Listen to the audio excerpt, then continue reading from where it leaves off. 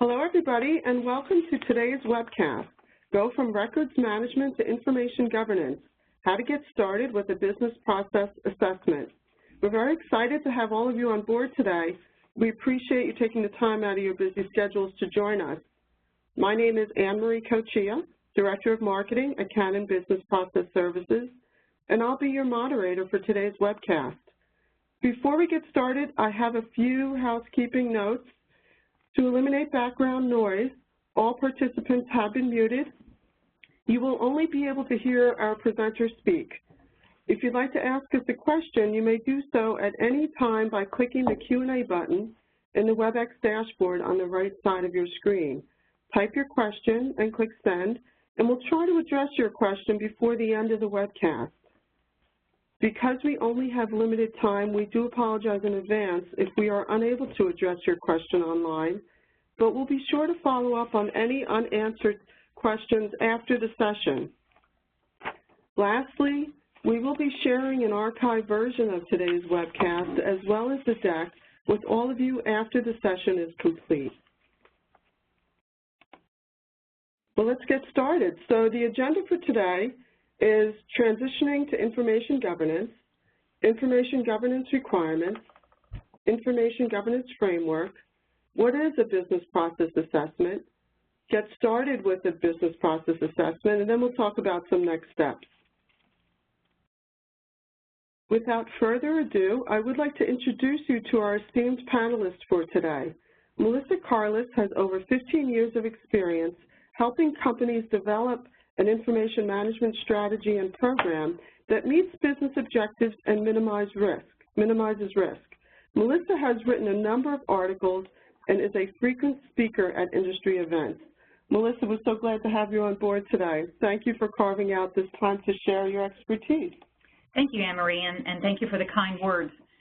So we're going to do a brief introduction of Canon Business Process Services, and then we'll quickly launch into today's presentation.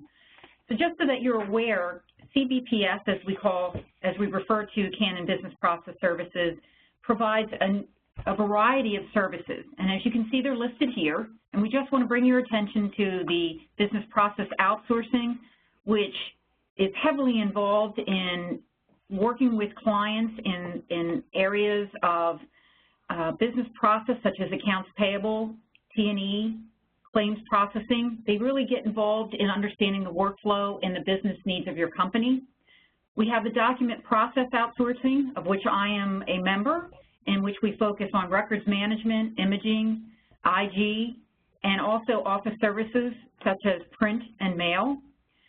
We have a division that's dedicated to the businesses that will help you conduct your core activities, and those are services such as reception, hospitality, and AV. We have our e-discovery group, and they focus on anything dealing with discovery, consulting, and technology. And lastly, we have our FM side, which we have been growing increasingly in warehouse management, material control, and campus management. And we'd like to point out that we do this all on a flexible platform where we customize, we utilize technology, we can provide you with on-site, off-site, or even offshore, and we do it with a solid foundation of Six Sigma process excellence. And we're also proud to mention that for the 9th consecutive year, we've been recognized by the International Association of Outsourcing Professionals as one of the top outsourcing companies. So for those that attended our last webinar, some of this is repetitive, but we want to make sure that before we launch into our business process assessment description, that we build up, once again, that all things dealing with information management must have a comprehensive service portfolio. So here at Canon, we focus on these items that you see in this circle that help you in your records management. So obviously we have the records management slice, but we also encourage you when you're dealing anything with imaging that you're not simply looking at scanning everything just for the sake of it, but that you're taking a step back, as I mentioned with our BPO group, that you're looking at the process behind that imaging, that you're dealing with the taxonomy, that you're recognizing that there has to be a merging with your physical or with any other media that you have in existence, so that as you launch your imaging program or as you continue with it to increase its efficiency, that it's something that has a solid records background. E-discovery and discovery itself is tied directly into information governance, and that being that your in-house records manager or information manager or the vendor that you use should be the source of information for the documentation or for the information that is needed for audits and discovery. You shouldn't be depending on outside vendors for that because, as you know, that can be quite expensive. Same with litigation support, what I mentioned in the business process imaging. You need to take a step back, not image everything, have a workflow built, have a taxonomy created, and have your retention schedule touch on litigation support as to what happens to that material once it is imaged and available for the attorneys and they're done with their review. And then the business process assessment, which is going to be the focus for our presentation today. Business process assessment is a nomenclature that our information governance division has created. An easy way to think of it is a gap analysis. So you may hear me refer to it as a gap analysis or a BPA throughout today's presentation, but just know that as we go through this, they're one and the same. So our last slide quickly we'll go through, and it's just a reminder that when you're looking at anything to do with information governance and management, you want to make sure that you are researching what's available, what resources there are, because a lot of times people think of records equaling paper. That's not true. Records encompasses paper, but more and more it's all about electronic records management, it's about workflow, it's about business process. So make sure that when you're researching for your next project or working with vendors like Canon, that you're considering, could this be an on-site opportunity? Should we be doing this off-site, similar to an imaging center that Canon provides here in New York or in Utah? Or can we even open it up to offshore, similar to what we have in the Philippines, where we do a lot of coding for discovery clients? And secure cloud delivery. I do not promote cloud storage over any other kind of storage. Just keep it in mind that it's all encompassing and that records management is much more sophisticated than getting your file delivered in a timely manner. So once again, as a reminder, let's talk about how we transition. Records management is built on a life cycle. It's the controlling of the creation, the receipt, the maintenance, the use, and disposition of records. And this is what we've been practicing for over 50 years. We have great groups like ARMA and AIM that have created best practices which we follow and which we adhere. But once again, when you speak of records management, the traditional view is that it only encompasses paper.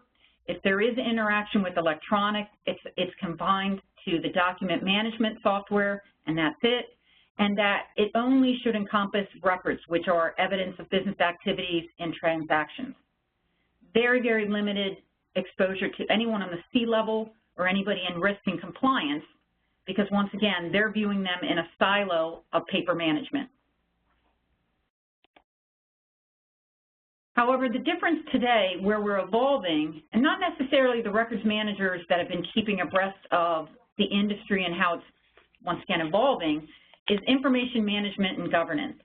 This is something that many records managers and information managers have been doing for many years. However, it has gotten attention that it deserves because of many things that have been happening over the past few years, like hacking or natural disasters or anything that you may have noticed due to misbehavior when it comes to managing information assets. So our definition of information governance is records management plus. And why we say that is, it's still built on that foundation of good records management. But where we've expanded is that it includes items such as metadata, that you should have much more access to all repositories across the enterprise, not just a records management software, a document management software. security has to be applied across the repository. And I know a lot of people on this call are familiar with things like shared drives and hard drives and your smartphones. Think about the training you've received on the security of them and what behavior you should have. If you haven't received any, that's an indication that you need to be looking into your information management program. Privacy. When we speak of that, many people are thinking HR records or personal information. That has nothing to do with me. But privacy is attributed to every record, all information across the life cycle, because it doesn't necessarily have to do with personnel information. It has to do with your corporate or your legal firm's information. So security classification, data privacy attributes across all information, across the enterprise, in all repositories. Information governance today is a buzzword. It's getting a lot of attention. Many new job titles and descriptions are being created based on this, and so it's good that you're attending this so that you can get yourself educated, and if you're a records manager, you know a new direction you can take, or if you're not, these are some of the items that you can research as you take notes throughout this presentation. We mentioned that direct link for e-discovery and legal response. Once again, you want that control of your information in-house so that you're not having outsiders, external dependents on very expensive attorneys and paralegals that are going to have to identify what information, then review it, and then cull it. That's stuff that you should be expecting from your information manager in-house, and you need to empower him or her to do so. And then the final thing is dashboard reporting with analytics. The big thing with analytics and information governance, that connection, is getting more efficient, getting better, being more assured of the security and privacy throughout the growth of the program. You can do it by auditing yourself, how you respond to legal requests, how you respond to finding information, how you respond to auditors, and you track that information. How much percentage of my documents are paper? How much of my information is contained or controlled on smartphones? What are we allowing to hit the social media? And you want to control that and track it so that you have proof of your behavior and proof that you're getting better at controlling your data. So we frequently conduct BPAs, which we also said were gap analysis. And these are the data pains that are voiced by our clients. And let's see if some of them resonate with you. We have a lot of systems that run our business, but they don't talk to each other. Think about it. You've got, once again, the shared drives, the hard drives, the USBs, the smartphones. You may have various databases, repositories, etc. Is there one person or one division within your company that can say, these are how they integrate, this is how they shouldn't integrate, and this is the security and privacy around all of them, and the people interacting with them understand the behavior and understand the restrictions of what they should or should not do. Duplication, because you do have the different repositories in place, you've got version control issues. You've got the same data, but in different systems. So once again, to go back to our discovery example, imagine attorneys coming in and trying to cull through it. They're going to have to touch on every single repository, and that's where your smoking gun comes in, that we always hear, the smoking gun. You don't know it's a smoking gun until the issue has escalated into a problem. Executive insight, we have talked to many C-level contacts that have said, I have no idea where my information is, what's going on, what's interacting. And then the hidden overhead. This is going back to that smoking gun or that discovery example I gave. People aren't even sure of what they're paying for their data. It's not necessarily all about getting another server. It's how much information is coming in, who's touching it, what's the repercussions or the danger of that information being released out of people not knowing what to do with it, and then the constant keeping everything just because we don't know what to do with it. So you can apply that to off-site storage, but you're also applying that to your servers and the cost of electronic storage. Process flow, things keep changing. We don't know how to keep a handle on it. And we're going to talk a little bit about how you do start to get a handle on that through the BPA process. And then agility, meeting the changing demands of business. Records is an increasingly important part of that, and you think, well, why? How could that possibly be? They're the people that sit down in the basement. Believe me, these are the people that should be in charge of your information as it's ingested, as it's managed, where should it be kept, and how it should be dispositioned. These are the people that are monitoring and managing your most valuable asset, which is, once again, your data. Okay, well, that brings us to our poll question. We'd like to hear from you. We'd like to hear from our audience. What is the most important issue you're looking to solve by implementing an information governance program? Is it productivity concerns, eliminating redundant and siloed efforts, addressing or avoiding legal action, avoiding being reactive, experiencing delayed decision-making, such as inadequate information, using inadequate information, finding the hidden IT costs, or is there another reason? We would like to hear from you. So on the right side of your screen, please provide us with a response. We'll take a second or two here. We see we have a good response so far. Let's just take a second or two.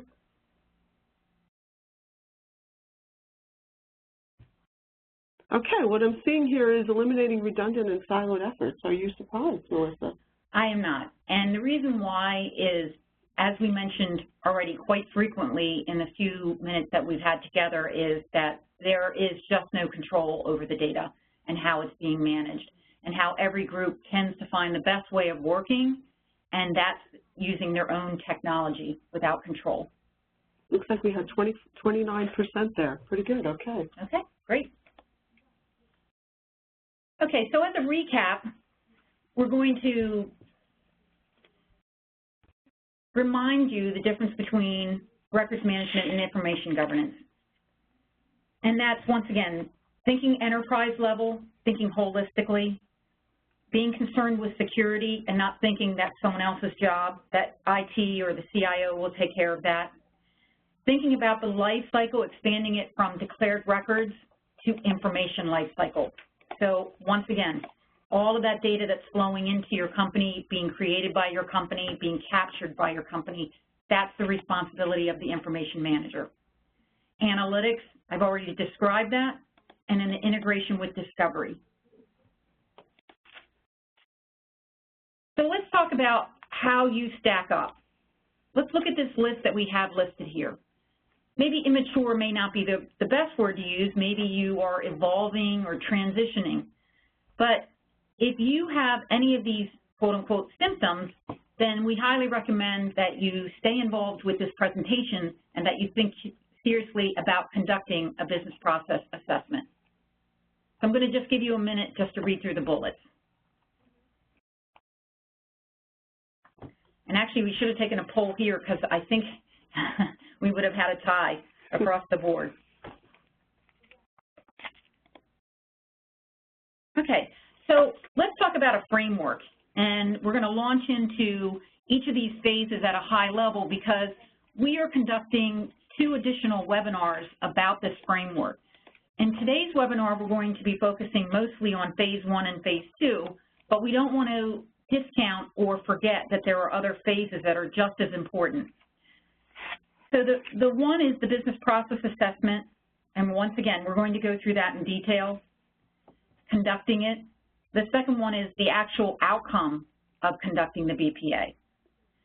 And then the third is planning for change, and that's all based on your BPA. Your BPA is going to be the foundation for all of the actions going forward because it's that historical document that provides that proof of why you did what you did, the changes that were made, and it ties directly into your retention schedule, your policy, and your procedures.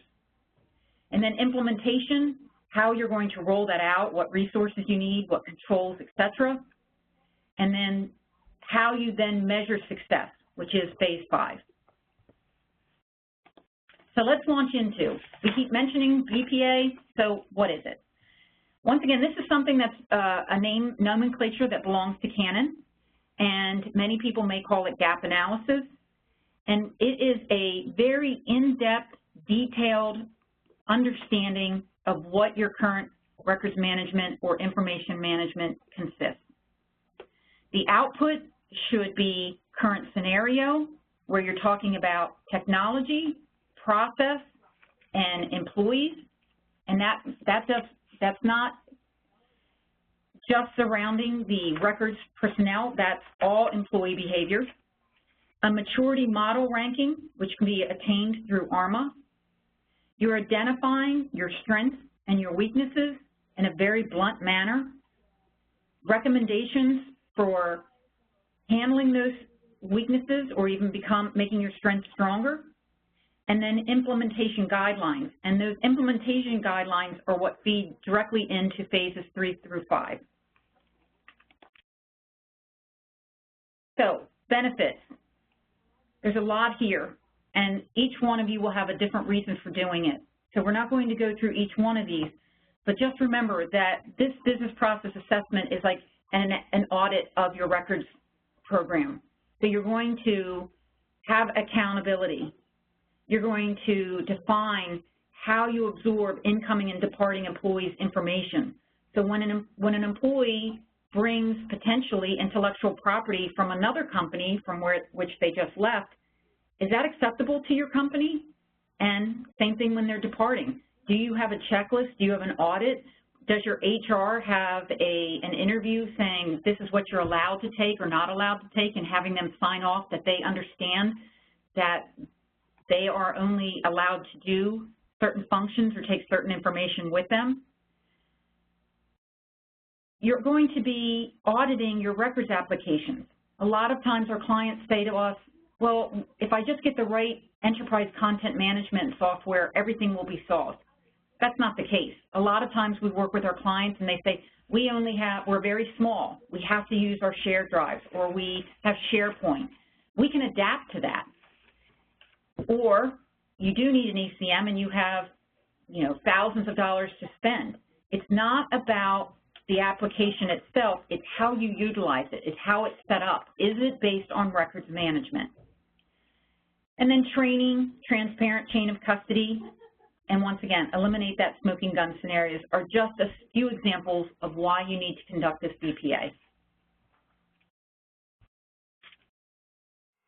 And on the other side, implications of not conducting a BPA. We've all been through some off-site storage disasters.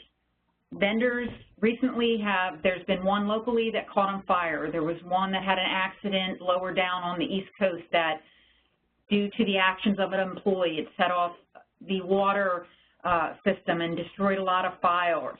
And these are just occurrences that cannot be prevented to a certain extent. So how are you prepared to do that? We get questioned a lot where, how do we take care of our off-site files? How much value do you place in them that you're putting them in somewhere that cannot be completely protected, that cannot be recreated after the disaster? And if you say, well, they're not that valuable, then why are you putting them there in the first place and paying that ever-increasing price? Continually growing data, that is electronic data. And once again, it's not really the storage cost, it's just the incredible amount of version control issues that you have when you continually offer more and more storage to your employees. You have no control of what information is being stored. Potential overstaffing, you could have people doing the same functions in a siloed effort throughout the division. HR could be doing the same thing that finance is doing, that the records employees are doing. And you've got a lot of overhead costs in that. Falling behind the competition. Your competition is setting the standard in information governance. A lot of our energy clients are actually going out and researching information governance heavily, and they're working with us directly saying, this is what we need to have in place. This is what, we are merging our repositories into one repository to house all of our information. We have law firms that are being audited by their banking clients, and the banking clients are mandating the policies, procedures, and the technology to be used. You've got to keep up where this industry is going. And inefficiencies, just basic We hear this all the time. Can I find my information? Do I know it's the right version? How do I even know it's accurate? So let's get started and talk about how we launch into this. Gardner warns us that by the year 2017, if we stay status quo, that there's going to be an information crisis. And what they mean by that is there's just going to be so much information available, we won't know how to handle it. We won't know where to go. True fact. You know, right now we have people quoting Wikipedia. Well, you know, is that the right source? They're Googling. How do we know what the right sources are anymore? And that's because we're allowing data to become uncontrolled. 1/3 of Fortune 100 companies are going to fail to effectively value, govern, and trust their enterprise information. And so you have clients out there that are trusting you, but by the year 2017, can they even do that? Who's the source of their information? So we want you to think outside the box and say, this business process assessment is for me. We're interested in ensuring, we're working with our IT group, our risk, our compliance group to ensure that we don't have security and data breaches. Or if we do, we know how to react quickly, and we know how to identify how it happened and where it happened and what information was released. Your records managers should be part of each and every one of those committee meetings and discussions and decisions on technology and policies and procedures. You must be thinking outside the box on new risks. Every day we're hearing of a new problem. We're understanding that as these companies create more and more gadgets for us to access information and to house it, how do you as a company even try to keep up?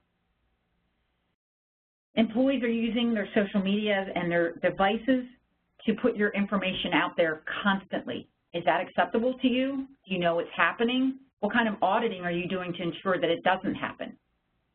And as companies grow larger by mergers and acquisitions or smaller by divestitures, how are you merging or releasing information? How do you take basic principles and procedures and policies and repositories and combine them? We have many clients that have gone through mergers and acquisitions over the past 5 years that continue to operate in 2 different silos because they just can't get the integration to work. So, how do we get started with a business process assessment? My number 1 advice to you is have an executive level champion.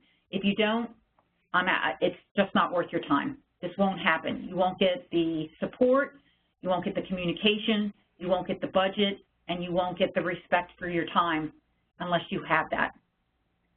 Assuming that you do have it, the questions that you want to keep in mind are what are you trying to accomplish in your information transformation? Think about the pain points. Think about how you service your clients.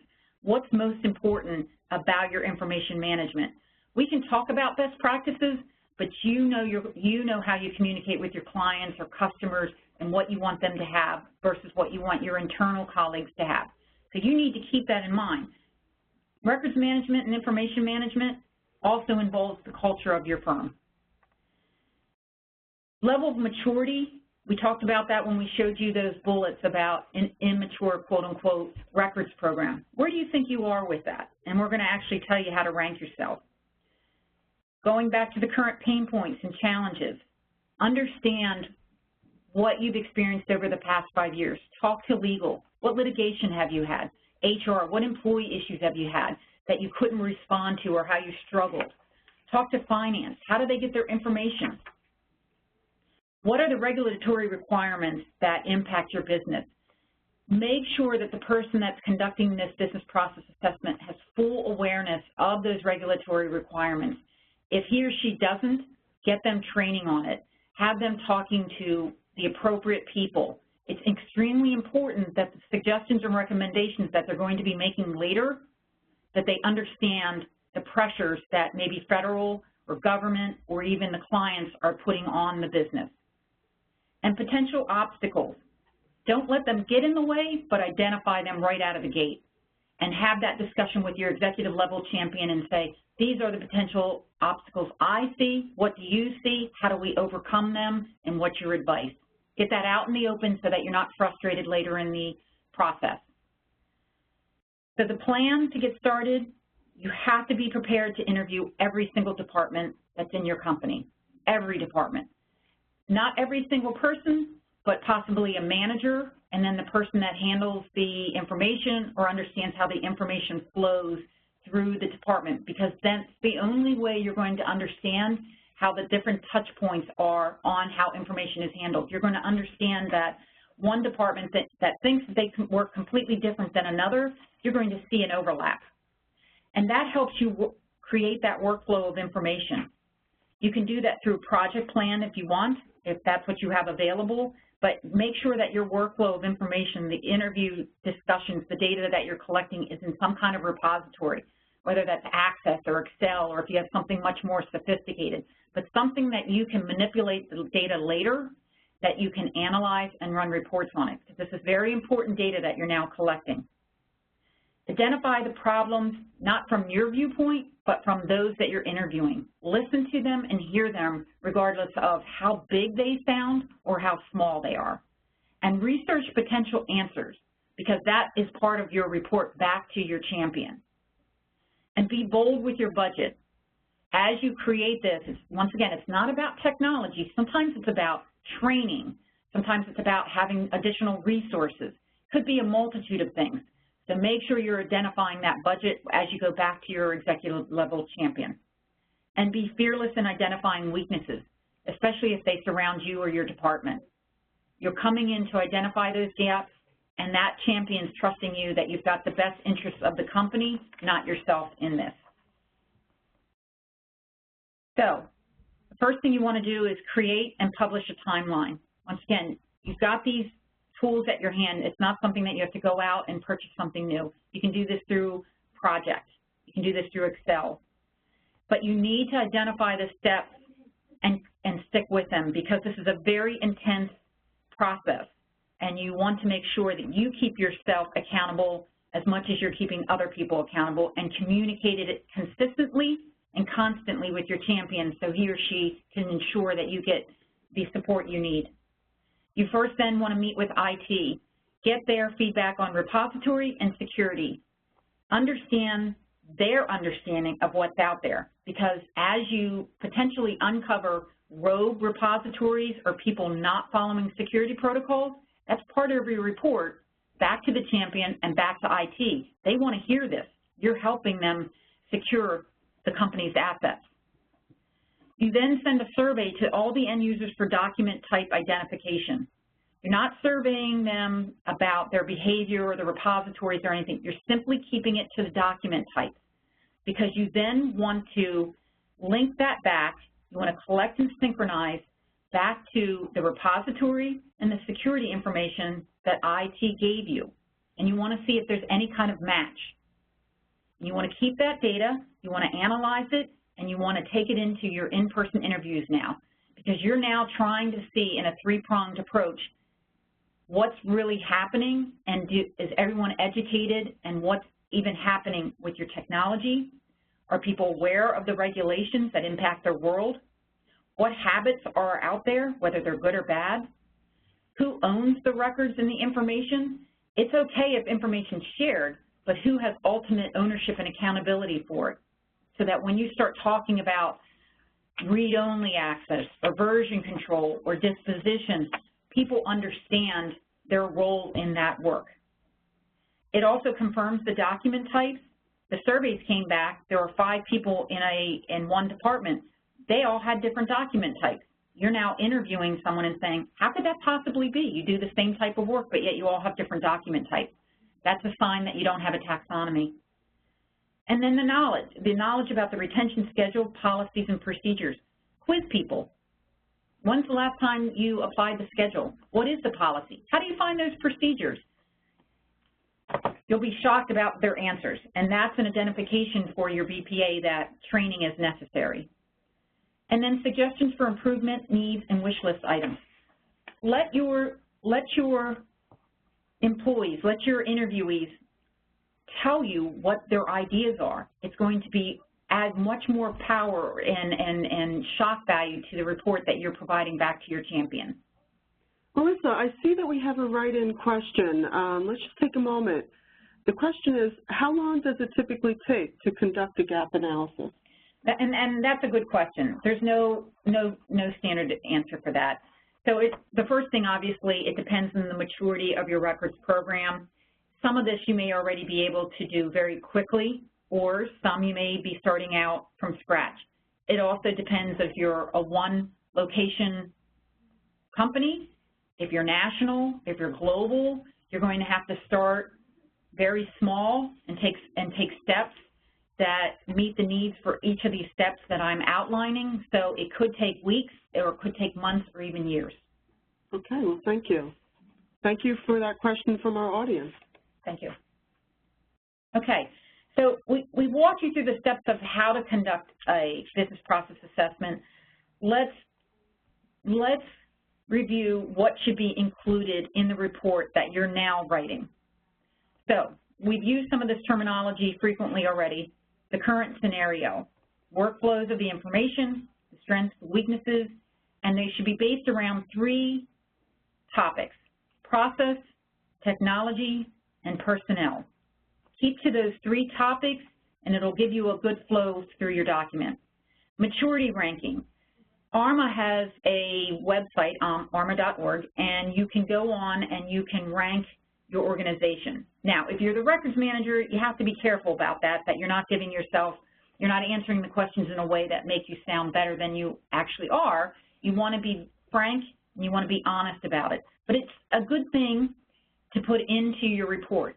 So 1 through 5, where do you think the company falls? And then as you answer the questions and you get the responses back, it not just gives you a 1 through 5, it gives you an in-depth explanation of why you're 1 through 5. And it gives you a lot of information that you can then put into your report to the champion. How to address the weaknesses. Remember I said keep an open ear for suggestions from the interviews. If people have ideas, research them.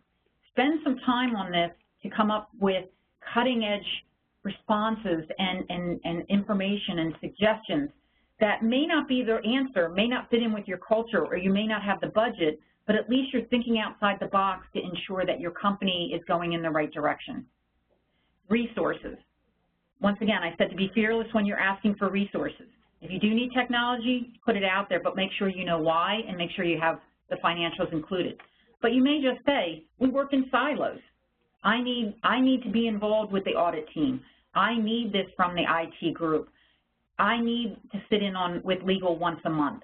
Those could be just in-house resources at no cost, but it involves identifying and overcoming the weaknesses. And step-by-step description of next steps. This is a painful process, and it takes a lot of time to get your records management in place. So you want to think through the process, use implementation plans, timelines to map out what your current workflow looks like, what you'd like it to look like, and potentially even future state for years to come. And that feeds directly into the end result. Implementation, we're going to talk to you about that on the next webinar. The implementation is having, once again, submitted that BPA to the champion, what would it take to implement? How many resources do you need? What are you expecting from IT, from legal, from audit, from compliance, from risk? What are you expecting for your own team of employees? What training do you need? Expected maturity ranking. Okay, you came in with a maturity ranking of 2. Now what we need to do is we want to make sure that we're at least a 3 or a 4 based on the resources that you're asking for. If you're coming in and saying, I need $1 million to do this, which I don't recommend, but if you happen to do so, then your maturity ranking should reflect that resource that's being invested. And then benefits. Every single result, recommendation, identified resource should have a benefit around it so that there's buy-in from the various departments and from the champion. Make sure that you're approaching this in a very centralized way. The one thing we did want to focus on to give you some help is recommendations, because people are saying, well, I don't know what we would need. I've never done this. So the next 2 slides are going to give you that. So you're going to look at your processes, both for physical and electronic. How is information shared? How does it go along the path to be shared with other groups? How is it shared and how does it help you service your customers? Get down to the very detailed level of explaining each and every department's handling of information. Once again, identify that technology that the interviewees have identified for you. Sit with them at their desk and say, well, you mentioned this document type or you mentioned this workflow. Show me what you use to do that. And then you're going to then compare that back to what IT thinks is in place. You're going to recommend, should we continue as a siloed or centralized approach? And it really depends on how your company operates. Application of retention schedule to all information. That's a very difficult step. You need to be careful. So you may want to just say there's a lack of understanding at this point, or there is an understanding but not everyone's following it, or yes, it's in place and our audit department has it as part of their regularly scheduled audits of each and every department. It's part of the checklist and everyone's doing a great job. Access, you want to know who has read-only, version control, who should have it based on their job titles. Security, get in front of your CIO or your CFO and talk about, once again, what's in place. So if you're not familiar with IT language, I highly recommend that you brush up on that skill before you even launch this. Taxonomy, once again, we went back to that comment that you had 5 people fill out a survey about document types, but yet when you're interviewing the person, they're saying, well, that's not right, or that person shouldn't call this that, or when I'm in this repository, I use this taxonomy, but in another one I use this naming convention. It's got to be standardized, and if it's not, let's talk about it and what's working and not working. Procedures, we just gave you a few examples here, but these are not all the procedures. Litigation and audit hold procedures. Are you one of those companies that in-house counsel sends out an email and says simply, don't destroy anything? And you say, about what? And if I just had an email asking the person for lunch that's now suing us, should I keep that? No, you need to have in-depth procedures to explain how you behave in every situation. Same thing with disposition procedures. We have clients that say, hey, I'm putting a bunch of shredding bins out on the floor. And we raise a lot of red flags at that point saying, but do they understand what they're supposed to be putting in those scanning bins, or shredding bins, excuse me. You want to talk about reporting and auditing. How do we know that people are being compliant to the records program? So when we... Melissa, I do have another write-in question. If we can just take a break and address the audience question here. What level of expertise does it take to lead a gap analysis or business process assessment? And thank you for asking that, because that's something this can't be taken lightly. This can't be something that is not handled by someone that has at least a high level comfort with information technology. It has to be someone that's very educated in records management, especially electronic records management. It should be someone that's educated in how the firm operates. It shouldn't be someone that's new to the company. And if that person is new, then make the investment and wait to conduct this until that person is savvy to the culture of the company. It also doesn't hurt to send whomever you have doing this for training through AIM and ARMA and the other sources out there. For instance, when you introduced me, I have training in information governance professional. I am a certified records manager. I am a certified information professional. It's not just the accumulation of the initials. It's getting that training that you can touch on all of these points that we have so far. And as you see on the slide in front of you, you can talk about the ARMA principles. When you're talking about availability and transparency or even integrity of information, make sure that the person conducting this BPA even understands what that means in the first place. So good question, thank you. All right, and then your recommendations should also touch on the communication and the education throughout the organization. where are you in this, you know, how, when it pertains to you, the listener on this call, how often do you get trained on information management? How often do you know how to conduct business? Or do you save everything in your share drive and think that that's the best way to do it because it works for you? Personnel, we need to be very honest about the personnel that are working within IT and records and their knowledge about what's best, and are they records managers? And if they're not, let's invest in their training. Let's identify who's strong and what, and make sure that the BPA envelops personnel recommendations. And then technology, which is anything to do with hardware and software. Do an audit of everything that you encounter. Is it working? Is retention schedule applied? Is the taxonomy in there? Who's using it? Is security attached to it? Are the privacy attributes applied appropriately?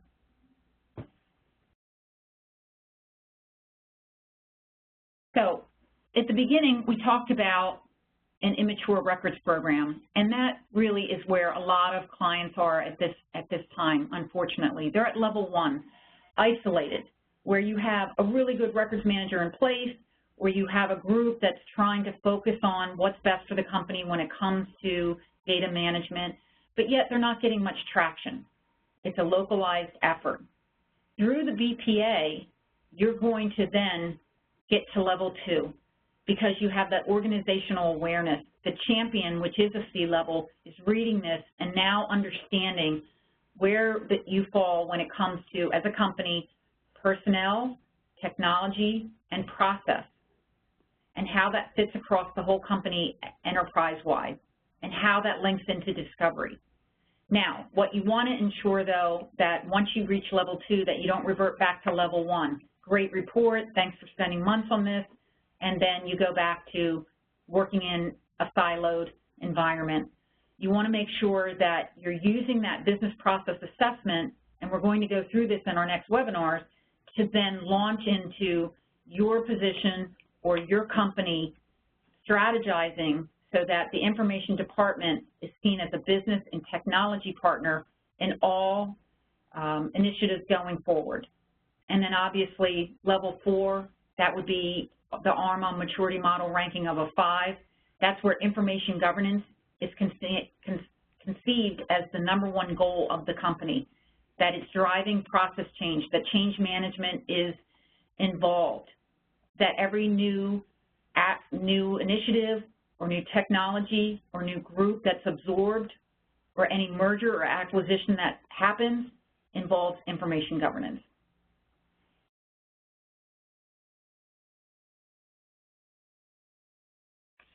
Okay, so next steps for you. Obviously, perform a business process assessment. That's what the whole focus of the presentation is.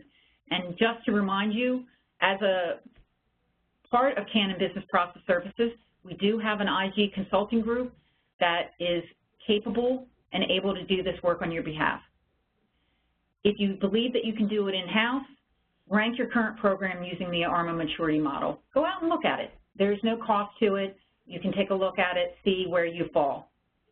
Create a committee of dedicated strategic personnel to tackle. That's where you're going to get your executive champion. See how interested the company really is in getting their hands around this. And these are the departments that we think at a minimum you should involve.